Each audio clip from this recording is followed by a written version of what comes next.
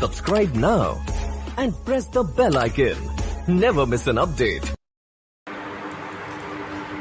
Hey students, good morning and welcome back to our channel RK Sharma. तो आज हम पढ़ने वाले हैं AIGP सेकेंड ईयर के अंदर जो हमारा सिस्टम चल रहा था रेस्पिरेटरी सिस्टम। रेस्पिरेटरी सिस्टम की हमने बहुत सी बीमारी आगे पढ़ा चुके हैं। आप आज जाकर अपनी वीडियो को देखें, विजिट करें और हमें कमेंट करके बताइए कि आपको हमारी वीडियोस कैसे लग रही है। तो आज हम पढ़ने वाले हैं रेस्पिरेटरी सिस्टम की नेक्स्ट डिजीज़ हमारी प्लूरा या प्लूरेसी, जिसे हम कह देते हैं कि फेफड़ों के जो चारों तरफ जो आवरण पाया जाता है उसे क्या कह देते हैं, हम प्लूरा कह देते हैं। और इस प्लूरा की जो सूजन होती है उसे क्या कह देते हैं, हम प्लूरेसी। तो आज की हमारी जो डिजीज़ का नाम है रेस्पिरेटरी सिस्टम में, उसका नाम है प्लूरेसी। ठीक है, तो हम देखते हैं प्लूरेसी की डेफिनेशन। तो प्लूरेसी क्या होती है, लंग्स के चारों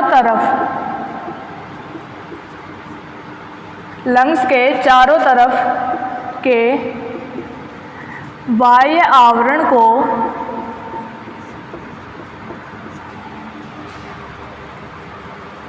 प्लूरा कहते हैं तथा इस प्लूरा की सूजन को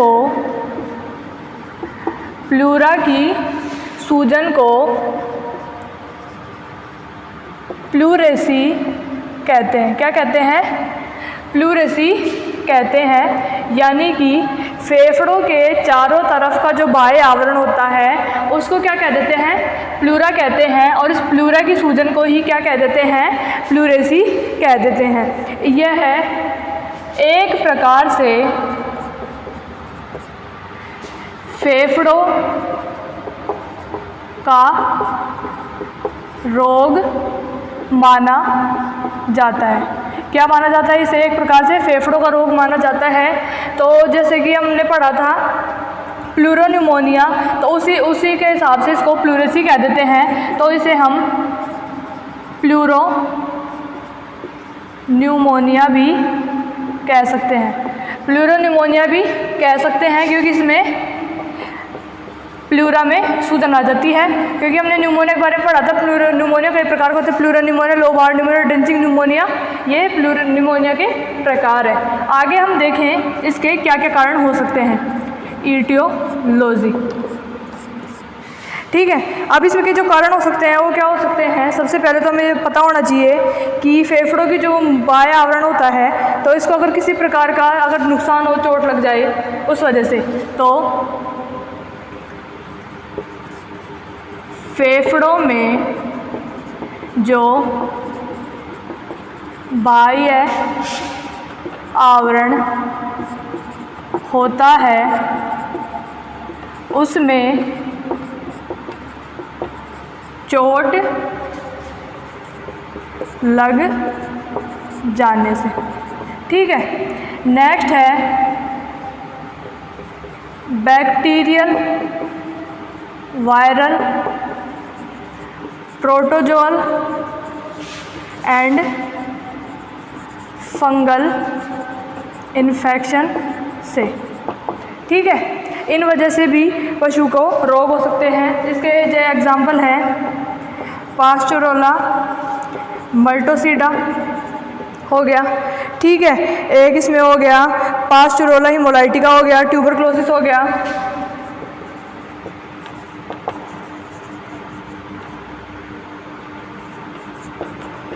एटसेट्रा, ये इसके कारण हो सकते हैं। आगे हम देखें कि दूसरा होता है कि भेड़ बकरियों में जो प्लूरेसी होने का जो कारण है वो उसका कारण होता है पास्चुरोला मल्टोसीडा। तो भेड़ बकरी में, शिप एंड गोट में इस पास्चुरोला मल्टोसीडा की वजह से क्या हो सकता है, पशु के प्लूरेसी हो सकती है। दूसरा है कि अगर जैसे पशु को लंग्स का कैंसर हो, इस वजह से भी पशु के प्लूरेसी हो सकती है। दूसरा क्या होता है कि पशु को जैसे कि पुलमोनरी इन्फेक्शन हो, इस वजह से भी पशु के प्लूरेसी हो सकती है। या फिर जैसे कि पशु का जो वक्ष स्थल होती है यानी कि जो थोरेसिक कैविटी होती है उसमें चोट लग जाने से, थोरेसिक कैविटी में चोट लग जाने से, इन कारणों से भी प्लूरेसी हो सकती है। आगे हम बात करें प्लूरेसी के सिम्टम्स की।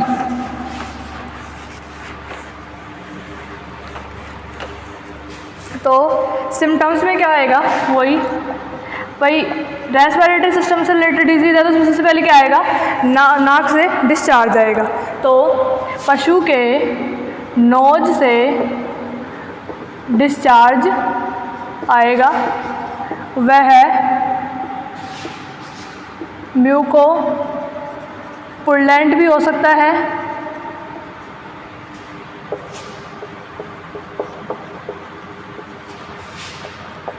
ब्लडी भी हो सकता है यानी कि खून आता हो,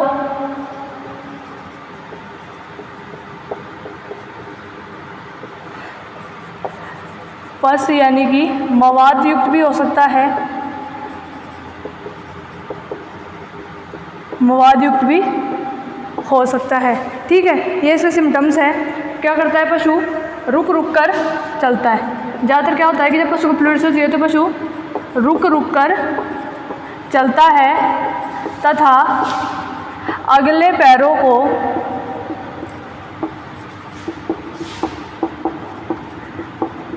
चौड़ा करके चलता है। अगले पैरों को क्या करता है पशु, चौड़ा करके चलता है। पशु के जो निचला हिस्सा होता है एब्डोमिनल साइड में क्या होता है, ऑडिमा हो जाता है।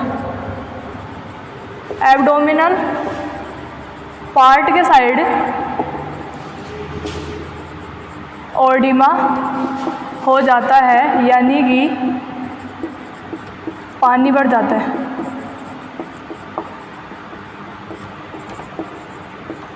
ठीक है, नेक्स्ट इसमें क्या होता है कि पशु की जो प्लूरा होती है, प्लूरा में पानी भरा होता है। पशु की जो प्लूरा होती है उसमें क्या होता है, पानी भरा हो सकता है। ये भी इसके सिम्टम्स हैं। पशु क्या करता है, पशु रिब्स को उठा उठा कर श्वास लेता है। पशु रिब्स को उठा उठा कर सांस लेता है यानी कि पशु जब भी सांस लेगा तो ऐसा लगेगा जैसे पसलियाँ आपस में टकरा रही हैं। तो इसके जो प्लूरेसी है इसके सिम्टम्स हो गए। आगे हम बात करते हैं इसके ट्रीटमेंट की। तो प्लूरेसी के ट्रीटमेंट में हमें सबसे पहले तो क्या देना होगा पशु को, भाई बैक्टीरियल इन्फेक्शन भी हो सकता है, वायरल भी हो सकता है, प्रोटोजोल भी हो सकता है, फंगल भी हो सकता है। तो इसके लिए पशु क्या करेंगे हम, सबसे पहले तो डायग्नोसिस तो वही history and symptoms, history and symptoms. Treatment की बात करें तो ट्रीटमेंट में एंटीबायोटिक देंगे पशु को। कोई भी एंटीबायोटिक में हम पशु को दे सकते हैं जैसे कि जेंटामाइसिन। जेंटामाइसिन दे सकते हैं 10 से 15 ml इंट्रामस्कुलर। साथ में पशु को इंजेक्शन आता है मेट्रोजोलिडोन। मेट्रोजोलिडोन भी दे सकते हैं हम पशु को।